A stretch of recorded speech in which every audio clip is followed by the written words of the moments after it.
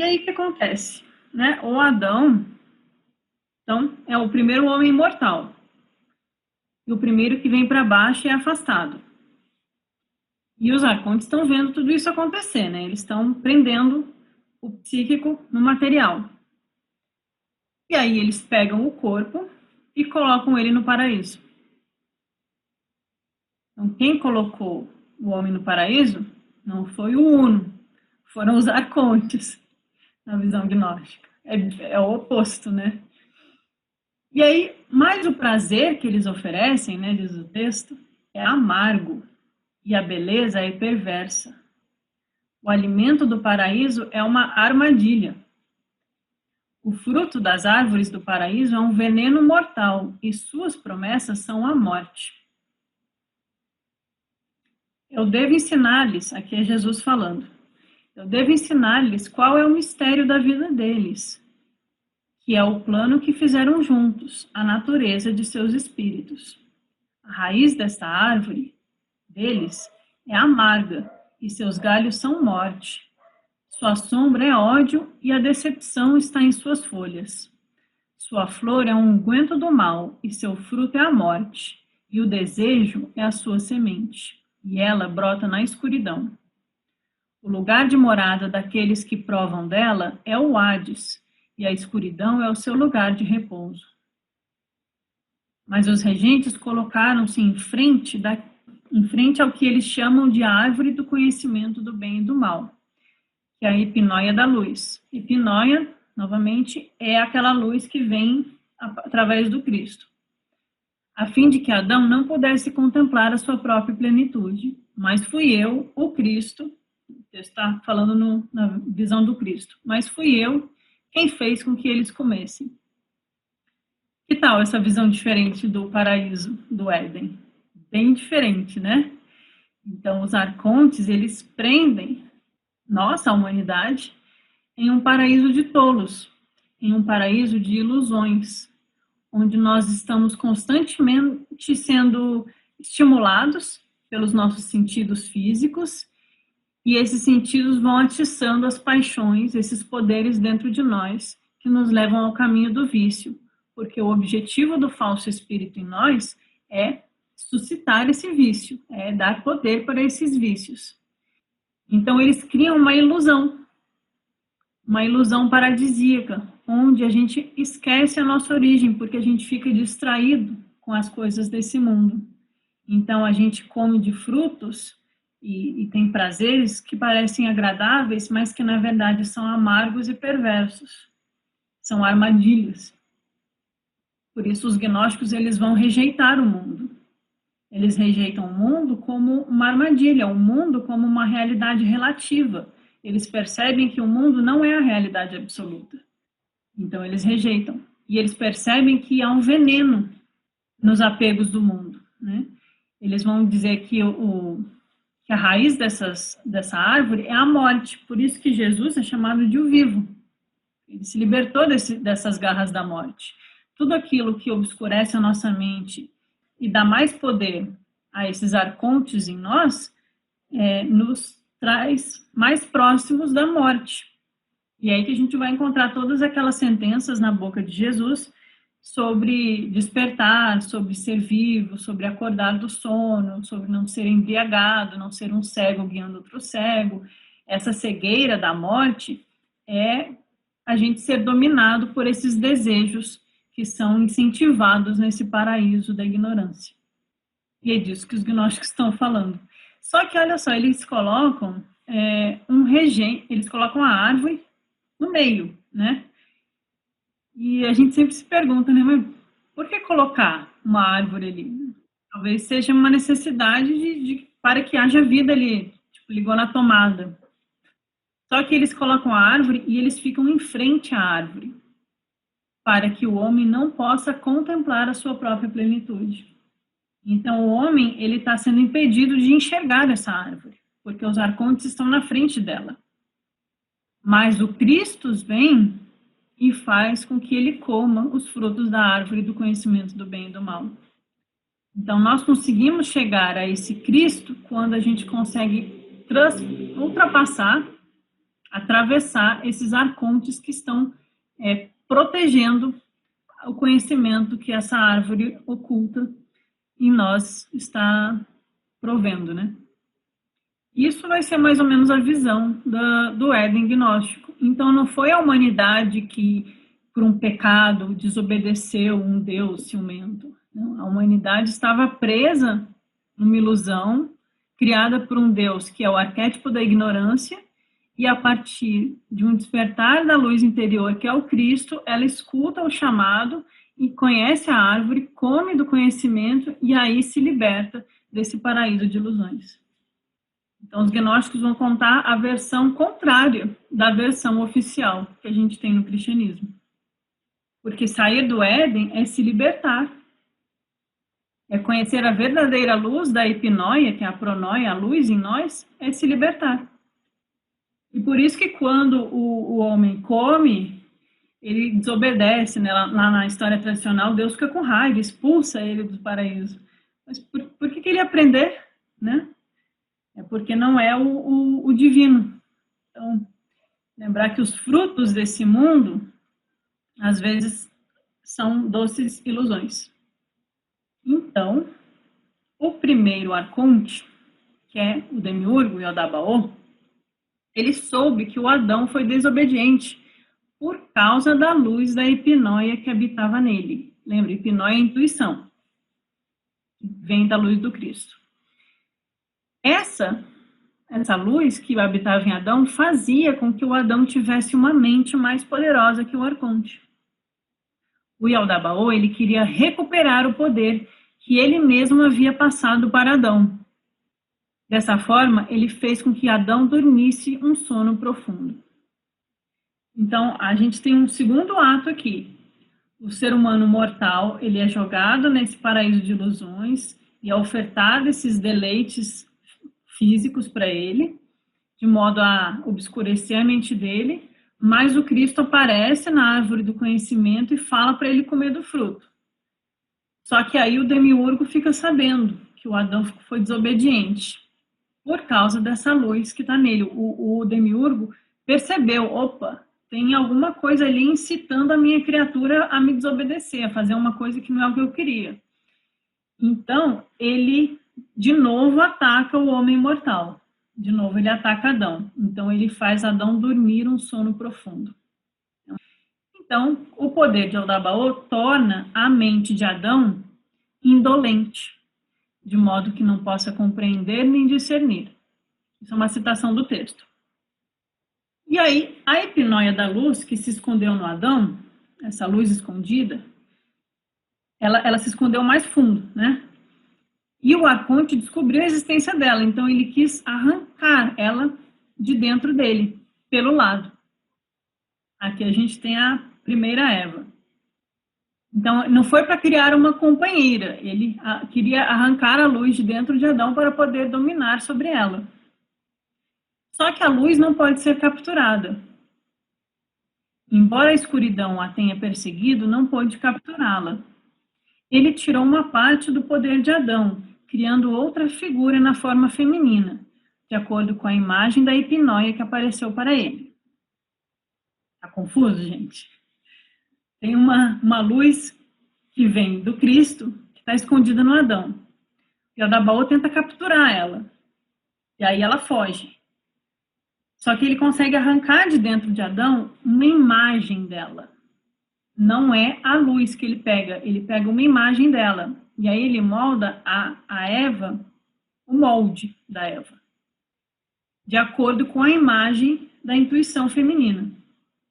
E aí, quando Adão vê a mulher ao seu lado, no momento que ele vê, a epinóia aparece. Aí ela não está mais fugindo. Aí ela se manifesta naquela imagem. Sempre tem nos textos gnósticos esse jogo de poder das forças. Às vezes as forças tentam ser capturadas, mas a força verdadeira consegue fugir e se proteger. E só a imagem que é capturada, né? Então a gente tem esse jogo. Mas o fato é que surge essa imagem da luminosa epinóia, que é a intuição, que é a zoe, que é a vida. E em um momento Adão vê ela. E quando ele vê, Essa questão do ver é muito importante no ensinamento místico, o ver e contemplar, conseguir conectar também. Quando ele vê, ela aparece. E quando ela aparece, ela levanta o véu que havia sido posto sobre a mente dele. E aí ele se tornou sóbrio da embriaguez das trevas e reconhece a sua contra-imagem. Então ele precisa reconhecer essa luz nele, e no momento que ele a vê, essa intuição, essa luz do Cristo nele, o véu que havia sido posto sobre sua mente é levantado. E aí o texto vai falar da Sofia. Às vezes é confuso porque a Sofia, a Barbelô, a Sofia e a Epinóia são 3 aspectos femininos da mesma luz que vem do um, a partir do Cristo. Então a gente vai ter assim vários personagens que às vezes vão demonstrar apenas graus diferentes da mesma força se manifestando. A Sofia, que é a mãe de Eldabaô, e ela desce em inocência para retificar a sua deficiência. Então aqui os gnósticos vão enfatizar a questão de que nós precisamos retificar a nossa deficiência.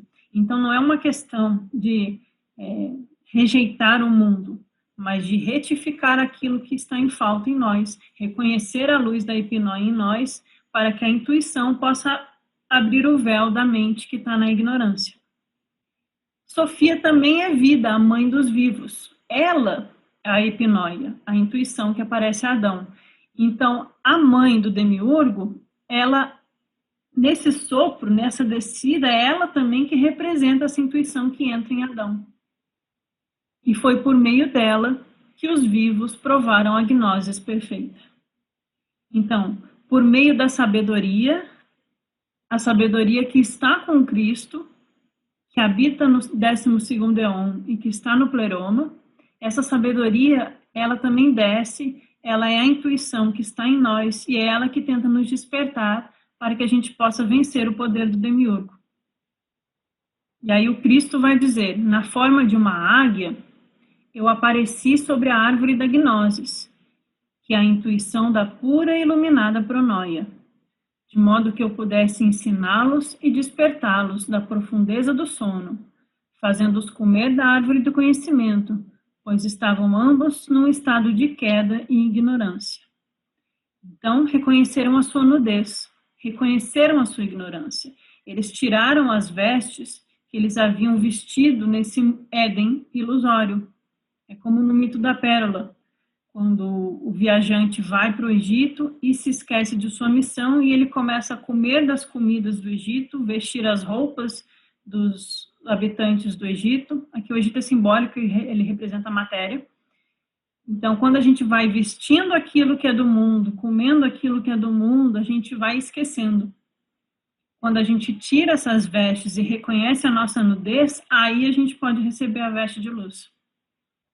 Então, ao comer da árvore do conhecimento, ambos reconhecem o seu estado de ignorância. E a intuição aparece para eles como uma luz. E a intuição despertou o pensamento deles. Nesse mito todo, nós não estamos falando de um Adão como um ser humano, não é um homem, não é a humanidade. Ele representa aqui, no meu entendimento, a mente humana. Ele é a constituição humana completa com a mente e a intuição tentando fazer essa mente despertar. E essa intuição, ela vem através da anunciação do Cristo. Então, a intuição faz com que a mente perceba que a luz do Cristo habita nele e que isso faz com que ele seja superior e mais inteligente, mais forte em pensamento do que o próprio demiurgo Yaldabaoth, e aí ele consegue vencer essa prisão. E aí, para terminar, hoje eu vou terminar mais cedo para dar tempo para a gente conversar. Para terminar, eu vou fazer uma provocação teosófica.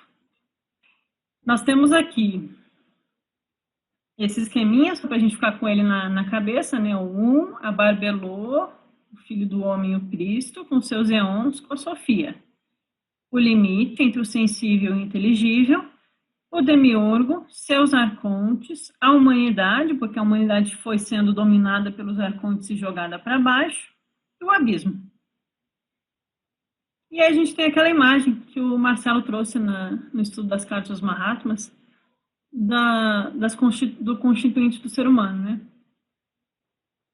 Eu tentei encontrar isso, uma correspondência no mito gnóstico. Vamos ver se vocês concordam ou discordam, o que vocês acham. Os arcontes, eles representam Kama. Eles são o poder do falso espírito, da ignorância, das paixões, dos vícios. É tudo que nos puxa para baixo. Manas inferior, que é os sentimentos, as emoções, tudo aquilo que nos deixa astralizado, e o raciocínio concreto que não consegue acessar as verdades metafísicas. Manas inferior está entre o demiurgo e a humanidade. Todo esse espaço que a gente pode transitar ainda é um espaço de domínio, onde estão esses arcontes e onde a gente continua preso em manas inferior. Para atravessar o Antakarana, que é o que distingue alguém que está dormindo de alguém que está desperto, a gente precisa atravessar o demiurgo, porque ele é a ignorância fundamental da criação do cosmos. E a Sofia vai ser iluminada pela luz de Budi. Então, a Sofia é Budi, a intuição, iluminando mana superior. Porque, na verdade, não existe manas inferior e superior, né? Manas é uma coisa só. Mas, enquanto ela está voltada para baixo, ela está sob o jugo dos arcontes. Quando ela volta-se para cima, ela percebe a intuição, que é a luz de Sofia. E aí ela consegue transcender o poder do demiurgo. E o Cristo é o Atman.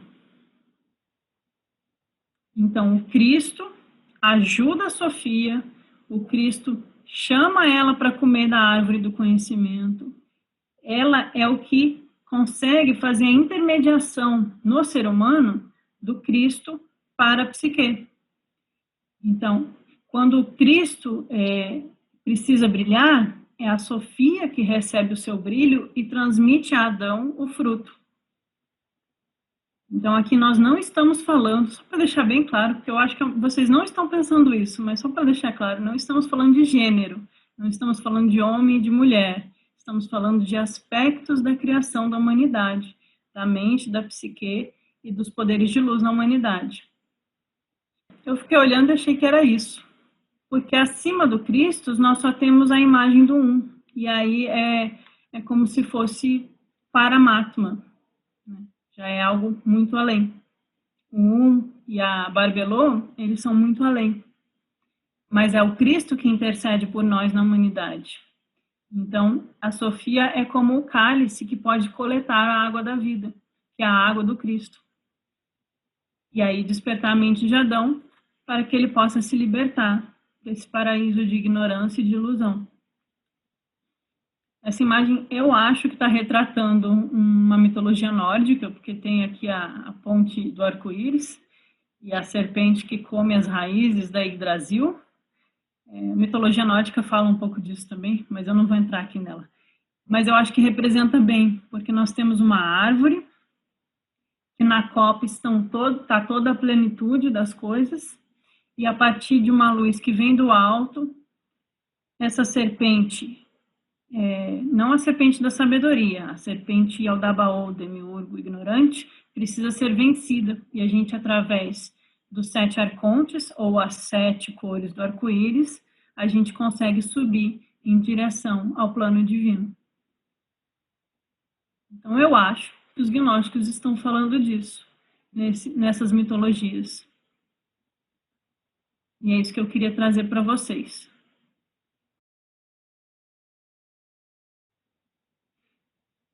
A Irenice comentou, essa luta interna para diluir as contrapartes dos poderes positivos lembra do Bhagavad Gita. Sim, que aí você tem os Kauravas e os Pandavas, né? Eu sempre confundo os nomes. E eles estão em luta. Em guerra, é. E eles estão numa guerra. E o Cristo está ajudando o Arjuna a tomar partido nessa luta, né? Sim, e é muito legal que a gente vai tomando consciência dessas forças, que são as forças psíquicas nossas, né? Porque se a gente toma consciência de que elas existem, a gente consegue não ser comandado por elas, né? Se a gente tem essa prática de meditação diária, mas não só na prática, mas no dia a dia, a gente ter essa plena atenção, né? De ver, É, avaliar as nossas motivações, mesmo as que parecem boas, às vezes não tem uma motivação boa lá no fundinho, né? Às isso. vezes a gente saber fazer as nossas escolhas, porque essa é a grande dificuldade. É. Eu acho que o desafio está aí, a gente tirar do livro aquilo que aprende e fazer essa coisa interna, né? Na autoobservação, identificando aquilo que a gente estuda com o que está acontecendo internamente com a gente. Sim, porque quando a gente vê esse ensinamento, esses textos gnósticos como uma mitologia, assim, e tem essa Sofia, o Dabaô, e Adão e Eva, mas se a gente tenta entender o que ele está querendo dizer para a gente, aí você vê que Jesus está ensinando aquilo com um propósito, né? Sim, Não é só para contar uma exatamente. historinha. O Jaime comentou: a ignorância cega equivale à avidya, a raiz de todos os kleshas ou contaminações mentais ou psíquicas no budismo.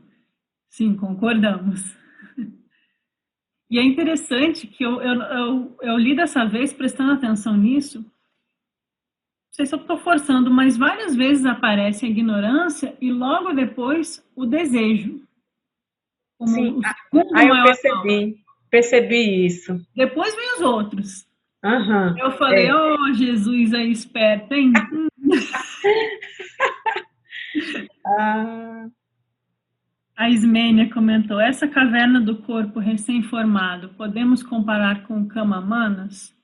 Acho que isso ficou mais claro depois no final, né, Ismênia? Eu acho que a caverna do corpo é o Kamamanas mais o corpo material. Né? É a força que bota, né?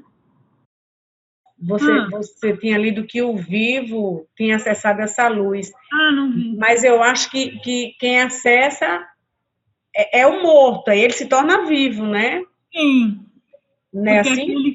É um bom lembrete. O morto que precisa se tornar vivo, né? O vivo já está É, vivo. o vivo já tá dentro dessa luz, já é ela. E aí isso lembra muito a gente o Evangelho de João, quando Jesus está conversando com Nicodemos e ele fala: aquele que não nascer de novo não entrará no reino dos céus.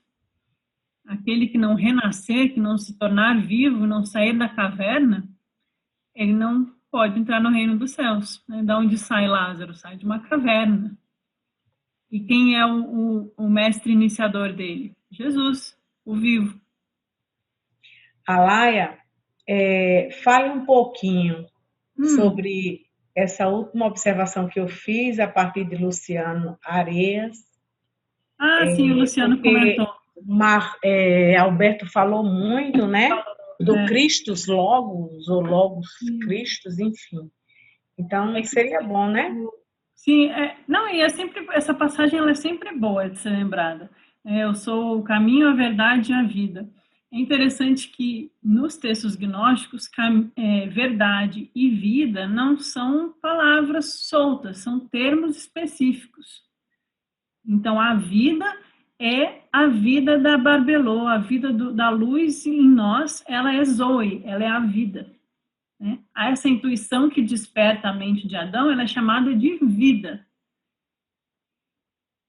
O caminho, né, o caminho de ascensão, e a verdade é um dos luminares do Cristo, é um dos aspectos da mente de Cristo. Eu sou, que aparece em maiúsculo, que meu pai comentou lá na palestra, né, na própria Bíblia de Jerusalém atualmente está tudo maiúsculo, porque eu sou provavelmente uma tradução do que os judeus chamam de Ein Sof. Ein Sof é essa luz. Né? Tem o Ein Sof e Ein Sof Aua, que é a luz que vem ao mundo. Então, o Ein Sof é o Logos, é o Atma, é o Cristo, que é o caminho, que é a luz da verdade e que é a vida que desperta a alma da ignorância. Isso é muito bonito, quando a gente pode fazer essa releitura, né, essa frase tão mal usada.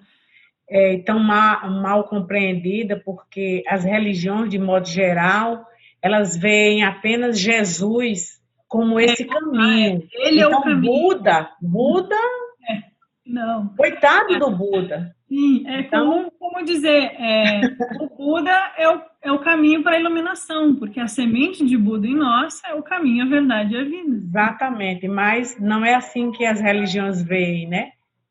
Eu imagino que a gente poderia ter a figura de Jesus, o mestre, dizendo: o Cristo é o caminho, a verdade e a vida. Ele está transmitindo um ensinamento com o seu poder de luz. Aí as pessoas identificaram como ele a personalidade, o mestre em si.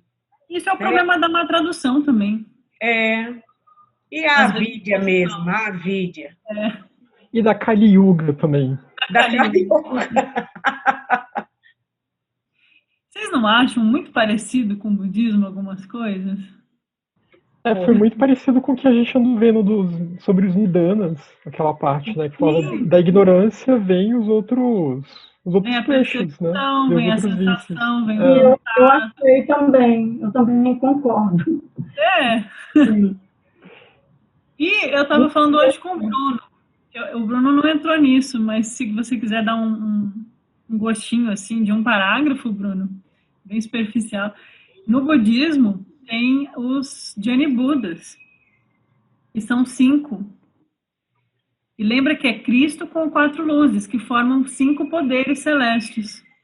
Né? E os Jnani Budas tem um no meio, que é de cor branca, e 4 em volta. Eu acho que pode ter alguma relação.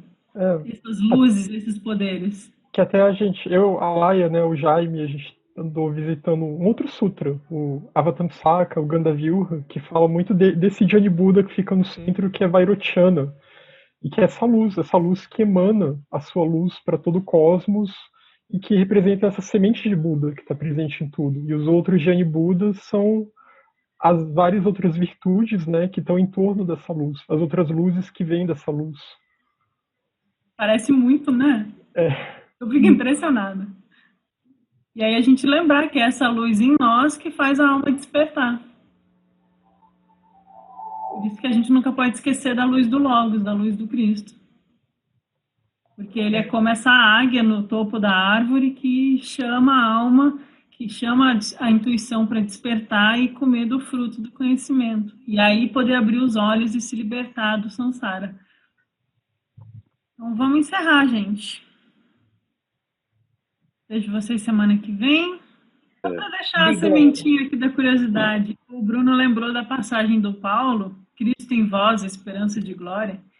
Eu sei que vocês já ouviram muito da minha mãe também essa.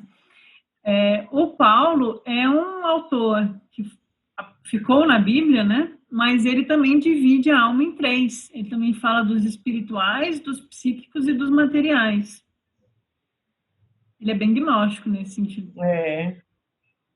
Ele fala que Cristo em vós é a esperança da glória.